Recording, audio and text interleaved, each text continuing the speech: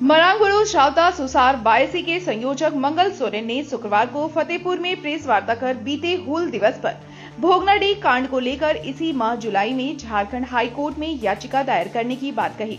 दरअसल 30 जून को बरहेट स्थित भोगनाडीह गांव, जो कि संथाल विद्रोह की महानायकों सिंधु कान्हू की जन्म स्थली है, वहां सरकार और प्रशासन ने जिस तरह का रवैया अपनाया वह न केवल लोकतंत्र का अपमान है बल्कि आदिवासी अस्मिता पर सीधा हमला है। प्रेस वार्ता में मंगल सोरेन ने कहा कि दुमका सर्किट हाउस में संथाल परगना के 6 जिलों के प्रमुख बुद्धिजीवियों और सामाजिक संगठनों की एक आपात बैठक हुई है, जिसमें भोगनाडीह कांड पर गहन चर्चा के बाद झारखंड हाई कोर्ट में जनहित याचिका दायर करने पर आम सहमति बनी है। उन्होंने सवाल उठाया कि आदिवासी त्योहार स्मृति दिवस और बलिदान दिवस पर भी यदि आदिवासियों को अपमान और लाठी मिलेगी तो इसे हम कैसे बर्दाश्त करें। मंगल सोरेन ने भोगनाडीह कांड को लेकर सरकार की मंशा पर सवाल उठाते हुए कहा कि यह घटना एक गहरी साजिश का हिस्सा प्रतीत होती है ताकि आदिवासी समाज को उसकी गौरवशाली अतीत से काट दिया जाए। साथ ही उन्होंने पेशा कानून, 1932 खतियान आधारित स्थानीय नीति, शिक्षा व स्वास्थ्य व्यवस्था की दुर्दशा, स्थानीय युवाओं को रोजगार से वंचित रखने और वनाधिकार कानून के अड़चनों को लेकर भी हेमंत सरकार को घेरा। उन्होंने कहा कि वर्तमान सरकार आदिवासी विरोधी नीतियों पर चल रही है और जनजातीय समाज के धैर्य की परीक्षा ले रही है। आने वाले समय में इस मुद्दे को लेकर राज्यव्यापी जन आंदोलन की रणनीति बनाई जा रही है। उक्त मौके पर मरांगुरु शावता सुसार बायसी के सह संयोजक अविदा हांसदा, दिलीप हेम्ब्रम व अमित भैया मौजूद हैं। सबसे पहले तो हम सबको जोहार करेंगे। पिछले 30 जून को जो भोगनाडीह में घटना घटी, ये बहुत ही निंदनीय घटना है और इसका हम लोग पुरजोर विरोध करते हैं। आज संथाल परगना के 6 जिलों से विभिन्न सामाजिक संगठन, मांझी परगना, हम सभी एक निर्णय लिए हैं जो पिछला घटना को लेकर के है। साथ ही एक महत्वपूर्ण बिंदु पर चर्चा की गई, तो इस घटना को लेकर के हम लोग इसी जुलाई माह में हाईकोर्ट में एक याचिका दायर करेंगे और रीड करता पूरे 6 जिले के जो बुद्धिजीवी मंच के प्रबुद्ध लोग हैं वे लोग रहेंगे।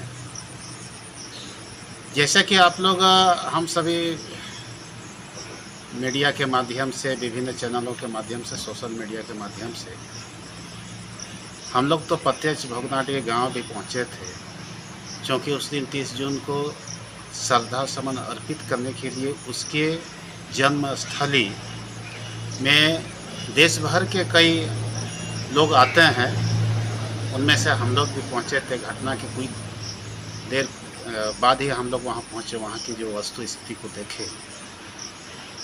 बहुत ही उस घटना को यदि हम जिक्र करें तो वो मेरा जिक्र भी कम होगा, जो वहाँ के लोगों की भावनाओं तक ठेस पहुँचाया गया। उनकी जो फंडामेंटल राइट बनता था, बेचारा 3 दिनों से प्रशासन ने उन लोगों को टरका के रखा कि परमिशन मौखिक दिया जाता है, लिखित नहीं दे सकते हैं। पंडाल तैयार किया गया, आधी रात को पंडाल उन लोगों का तोड़ा गया।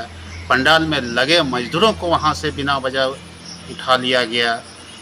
वहाँ तक ठीक था, चलिए वहाँ परमिशन आपने नहीं दिया, सुरक्षा का हवाला दे करके, जबकि वहाँ की ग्राम प्रधान जो है, क्योंकि साहेबगंज का बरहेट भी पश्चिमी अनुसूचित क्षेत्र में आता है और यहाँ ग्राम प्रधान सर्वे सर्वा होता है, ग्राम हेड ऑफ द विलेज।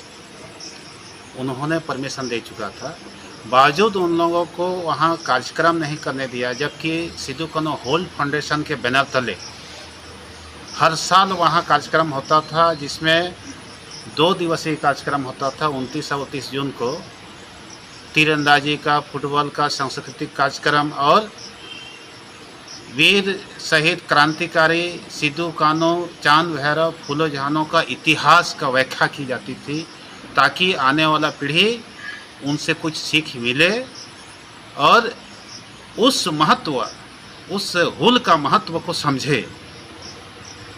लेकिन सरकार में बैठे लोग उनके प्रशासन ने उस कार्यक्रम से वहाँ के लोगों को वंचित कर दिया, क्योंकि सरकार को भय था। भय इस चीज़ का था कि सरकार जिस आश्वासन के साथ सत्ता में आई, उनमें से तो एक भी वादा को पूरा नहीं कर पाया। अब जब हाईकोर्ट ने डिसीजन दे दिया है कि 25वें अनुसूचित क्षेत्र में पैसा कानून को लागू करें, वो पैसा कानून लागू करना नहीं चाहता है। इसलिए बार बार हाईकोर्ट के निर्देशों के बावजूद समय पर समय मांगा जा रहा है। और इसका कारण है संताल परगना में कुछ माफिया, जो ज़मीन माफिया है, कोयला माफिया है, बालू माफिया है, पत्थर माफिया है, नाम बोलने की ज़रूरत नहीं है। अब जेएमएम के कौन कौन माफिया है हम सब जानते हैं, साहेबगंज से लेकर के आपका जामताड़ा तक। उन माफियाओं का जो माफिया राज है, जो प्रशासन के द्वारा, प्रशासन के माध्यम से खनन करता है, उन खनिजों का अवैध तरीके से यहाँ से बाहर भेजता है, वो सारा चीज़ बंद हो जाएगा। क्योंकि पैसा कानून लागू हो जाने के बाद वो सारा अधिकार गांव के प्रधान को मिल जाएगा। ये सत्ता का विकेंद्रीकरण करना नहीं चाहता। इस चीज़ को लेकर के हम लोग आज ठोस रणनीति बनाए हैं कि आने वाले समय में हम लोग आंदोलन भी करेंगे, लीगली भी करेंगे, सड़क पर भी जाएंगे, सदन तक भी बात को रखने का काम करेंगे। जिस तरीके से मंडल मुर्मू जो सिद्धू कानू के वंशज हैं, छठा वंशज, जो नाम के मोहताज नहीं है, आज बिहार, बंगाल, उड़ीसा, आसाम, झारखंड के लोग भली भांति उसके विचारों से अवगत है। सिर्फ सिद्धू कानू के वंशज होने के नाते ही नहीं, बल्कि उनके विचारों से लोग अवगत हैं। ऐसे व्यक्ति को जेएमएम वाले ने और कांग्रेस वालों ने, ये गठबंधन की सरकार ने मिलकर जिस तरीके से उसको अपमानित करने का काम किया, ये पूरे आदिवासी समुदाय लज्जित है। और आने वाला समय में यदि आप सिद्धू कानू जैसे महान वीर नेता का, उनके वंशजों का अपमान कर सकते हैं, तो आम आदिवासी यहाँ क्या सोच रखते हैं आपके नज़र से, ये हम लोग समझ सकते हैं। और इसका हम लोग पुरजोर विरोध करते हैं। आदिवासी समाज आज समझ रहा है, एकजुट हो रहा है।